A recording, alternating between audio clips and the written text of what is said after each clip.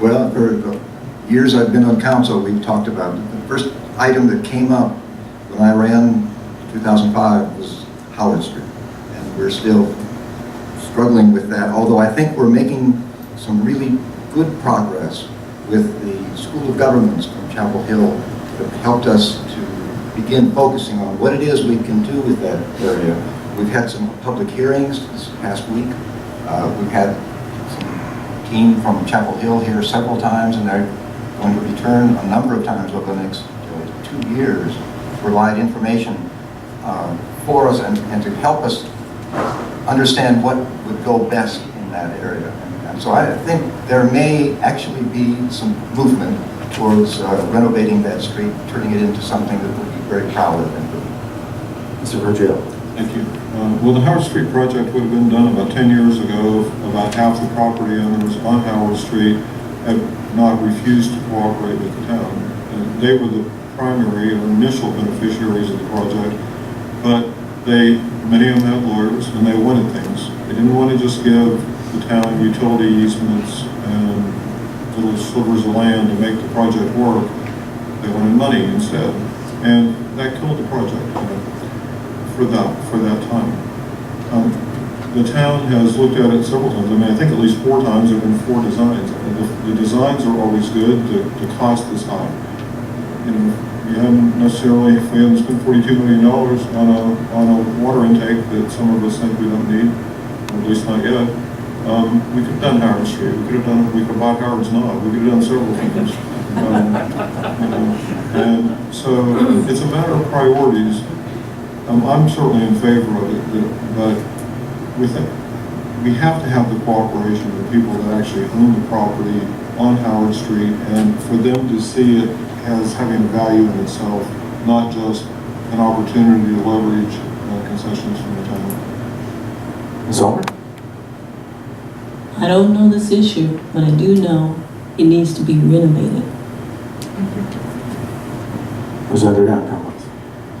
Thursday night, we had a great presentation from the School of Government from Chapel Hill on the plans for how they see how the progression is going to go. So we are making the steps. That was one of the promises the council made 2 years ago, was to begin to see this come to fruition.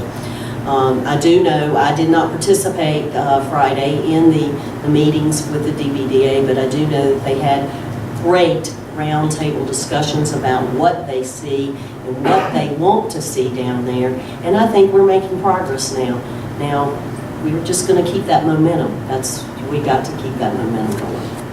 Mr. David. So I believe 4 years ago, when I was first on the town council, we really started the ball rolling on the current edition of Howard Street. And I was really proud that we actually had a design moving forward. We actually have money allocated. People keep adding really exciting and important things that are very costly to the project, like burying all the power lines. Very important, but also very expensive. I'm excited to see, if you've been to the town hall, there's a big map on the wall of what we hope that design is going to look like, even without some of the property owners complying. It'd be wonderful if they did. That'd make it a lot better. So, if anyone out there wants to help us out, please let us know.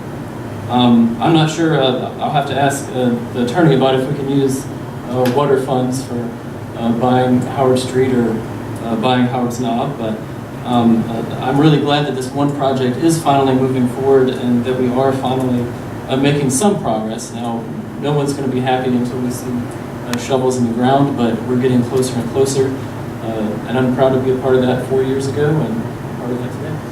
Mr. Ashcroft. Salute those of you who have dealt with this for many years. I have not, and I'll admit I'm not very well informed about it.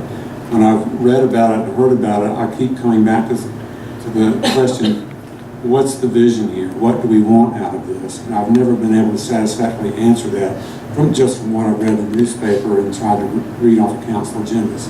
I do think the school government study that's underway should be very helpful. I don't know any of the people directly involved in this study, but I have worked with school government folks before. My opinion of them is uniformly high. They are first-rate professionals. They are experienced. They know the law. They know our financing limits and opportunities. So I am optimistic that the council that is now here and that has been here in recent years has gotten the ball rolling, and I look forward to seeing what they come up with.